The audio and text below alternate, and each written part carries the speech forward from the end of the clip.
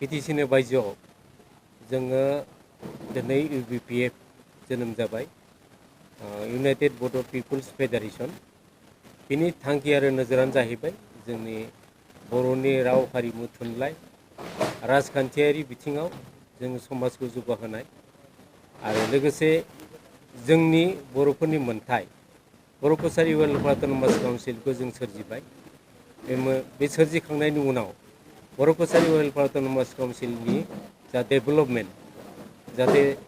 जों सबबो जाहाथे समानै मोनो बिनि थाखाय नोजोर होनाय। भारत सरकार आसाम सरकारनिफ्राय जाहाथे जोङो गोबां बाजेट लाबोनानै गोबां रां मुआवजा लाबोनानै जोङो बर' रायजो राजाफोरनो जाहाथे सुफुंनो हायो, बे मोनसे थांखि। लोगोसे थांखिया आरो मोनसे दंबावो जोंहा, थांनाय 2020नि जा 27 जानुवारि 7 जानुवारिनि जा बर'फोरनि थामथि सान्थि एकर्ड दंमोन, बे एकर्डआव बर' कसारि वेलफेयार अट'नमास काउन्सिल दानायल' आरो बाहाय काउन्सिल दानायनि अनगायै रां राशि एबा बावजानि जेबो बाहाय जेबो मेनसन गैया बा गोरोबथायाव जेबो गैया। बेनिखायनो बे दुखुनांथाव बाथ्रा,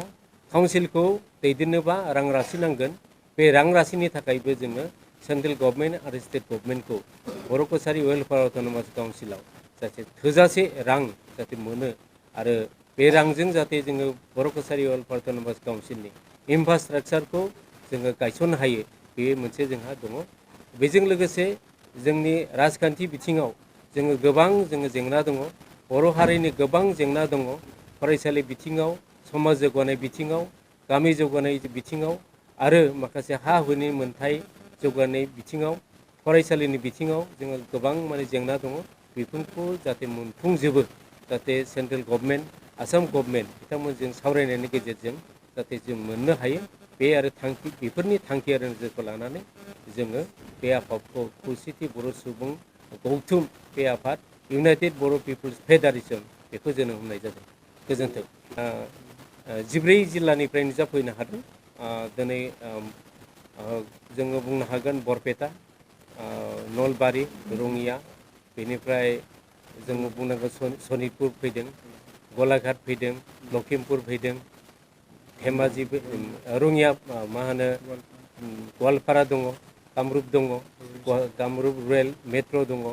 बेनिफ्राय जोंनि नगाव दङ, तिनसुकिया, डिब्रुगड़ दङ, बिनिफ्राय मरिगाव दङ। गासै जिल्लानिफ्राय बाहागो लाफैदों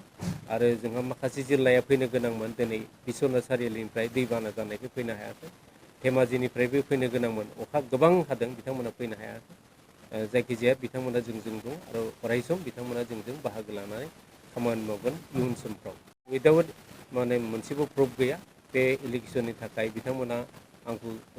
चेयारमेनशिपनिफ्राय बोख्लायदों। आरो लोगोसे जोंहा गोबां दङ जे काउन्सिलनि जाखिनि डेभेलपमेन्ट बेखौ समान खालामाखै। मिहिनेश्वर बिथाङा गावनि धेमाजि जिल्लायावल' होदों आरो धेमाजियावल' 9 जन स्टाफ होदोंमोन जोङो काउन्सिलनि। धेमाजि जिल्लानिफ्राय बिथांमोना एपइन्टमेन्ट होदों, जेराव बर' कसारि वेलफेयार अट'नमास काउन्सिलखौ 22टा जिल्लानि जानानै ज' मोनदों मोनसे स्ट्रागोलनि गेजेरजों, बे मोनसे दुखु दङ। आरो लोगोसे हेड अफिसखौ बिथाङा गावनि गोसो मथे गुवाहाटीनिफ्राय सिमोनसापुरियाव लांदों आरो लांनानै दा डक्टर हिमन्त बिश्व शर्मा आरो डक्टर रमेश बिगुनि मथे बिथाङा बेरेखायै खामानि मावदों आरो आसाम सरकाराबो दा थांनाय 2022नि 10 आगस्टआव नटिफिकेसन होदों गुवाहाटीयावनो हेड अफिस आरो सिमोनसापुरियाव सानजारि नोगोर धेमाजियाव साब अफिस जानांगौ। आरो बिथाङा धेमाजिनि आरो गुवाहाटीनिफ्राय धेमाजियाव लांफिननायनि जा काउन्सिलावबो रायलायदों, UBPखौबो रिजलिउसन लाहोदों। बे रोखोम बेनिखायनो जोंहा गोबां इसु दं आरो जौगाथायनि बेलायावबो बिथांमोना गावनि गोसो मथे खामानि मावनायखाय जोंहा गोबां दङ। आरो सिगांनि जायफोर वर्कार गोबां 2016 जाय मानसिया सैथो आरो आसि थुनानै बुङो बिथांमोनखौ एंखरबाय थादों आरो आंखौबो दिनै एंखरदों। आं जेराव दैदेनगिरि हिसाबै दंमोन, बिथांमोना आंनि जाय केस बेखौ मोजाङै नायबिजिराखै, फारसेथिंल' नायबिजिरनानै बिथांमोना आंखौ बहननाय जादों आरो गोबां दुखु दं। बेनिखायनो बे आफादखौ जोङो दानाय जादों। आं नुनो मोनदों दिनै 14टा डिस्ट्रिक्टआ जोंनि जा थांखियारि नोजोर जोंनि आफाद दानाय बे आफादाव लोब लोब बाहागो लाफैदों आरो फैगौ समफ्राव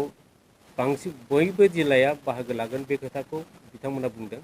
आरो सम आरो सुजुगखौ लानानै बिथांमोना फैनो हायाखै दैज्लां बोथोर गायनाय फुनाय दङ अब्लाबो बिथांमोना बाहागो लागोन आरो जों सानो आं नोजोर होदों बिथांमोना जोंनि दा गोदान आफाद बे गोदान आफादाव जों बयबो ज' जानानै खामानि मावगोन आरो इयुनफ्राव जोंनि जा जेंना बे जेंनायाव सुस्रांनायावबो ज' खामानि मावलांनायनि बिथांमोनाबो जोंनो खोथा होदों दिनैनि बे जोंनि खौसेथि बर' सुबुं गौथुम बे आफाद सरबांसा लानाय दिनावनो गुवाहाटि जिल्लाखौबो दाफुंनाय होनाय जादों कामरुप मेट्र' इउनाइटेड बर' पिपुल्स फेडारेसन बे डिस्ट्रिक्ट कमिटिखौ दिनै दाफुंना होनाय जाबाय बेनिबो दिनै एखे समावनो दिनैनि बे सरबांसा लानाय समावनो बेखौ दाफुंना होनाय जादों जोंहा आफादगिरि बिथाङा गासै जोंनि सुबिदा असुबिदाखौ बुंलांखाबाय अलरेडि बिनि बादैबो जोंहा खायसे खायसे जों जाफुङै खायसे डिमान्ड दङ बे डिमान्डफ्रानो जाबाय जोंनिया एनडिएफबि एक्स एनडिएफबि फंबाय मोना अलरेडि गोबां जेलाव हाबनानै दङ बिथांमोनखौ जों थाबैनो रिलिज खालामनायनि थाखायबो जों सरकारनिसिम दाबि हरगोन आरो बिथांमोननि रिहेबिलिटेसननि थाखाय जोङो सानफ्रोमबो जों आवगायाव जों रायज्लायनो जों सानगोन आरो बेफोरबायदि गोबां हाबसोनानै थानाय खायसे जाहोननि बे आफादखौ जोनोम होदों दहाय जोंहा सारा बुंलांखादों अलरेडि दा बेफोरबायदि जाहोननि थाखाय जोङो बे आफादखौ दानाय जादों जोंनि बिटिसि बाहेरायाव थानाय गासै बर' माहारिया समान नोजोरजों नायजानाय समान डेभेलपमेन्ट लाबोनो थाखाय जोङो सरकारखौ नाख्रेबनो बा बिकेडब्लिउसिखौ नोजोर होनो थाखाय जों बे आफादखौ दिनै गाजा गोमजायै जोनोम होदों आरो जोङो आसाबादि बिटिसिनि बाहेरायाव थानाय गासै बर'फ्रानो जोंखौ माने आजावनानै लागोन आरो दिनैनि बे मेलानो बे रोखा फोरमान जादों होननानै आं बुंनो सानो HS उथ्रिसारनाय फरायसाफोरनि थाखाय गोजोनथाव खौरां BA सेथि सेमिस्टारनि थाखाय बेसेन नाङाजासे मुं थिसननाया गबिन्द बसुमतारी कलेज जारागुरियाव सोलिगासिनो इंराजि 2023-24 गोदान सोलोंथाइ बोसोरनि थाखाय BA सेथि सेमिस्टारनि मुं थिसननाया गसाइगाव महकुमानि सिङाव थानाय गबिन्द बसुमतारी कलेज जारागुरियाव बेसेन लायाजासे सोलिगासिनो दं फरायसाफ्रा गोनांथि बायदि आयदायाव मेजर लानानै फरायनो हानायनि राहा दं बे फरायसालिमायाव गुन गोनां फोरोंगिरिफोरनि जोहै सोलोंथाइ होनायजों लोगोसे फरायसालिमानि गोनां जानाय राहा आरो बेसेन लायाजासे स्पकेन इंलिश सेल्फ डिफेन्स आरो बेसिक कम्पिउटार फोरोंथाइ होनायनिबो खाबु दं बेसेन नाङाजासे मुं थिसननो थाखाय 970226807878 एबा 70022719229 आरो 700213175 जानबुं नाम्बाराव सुलाद लाहरनो हागोन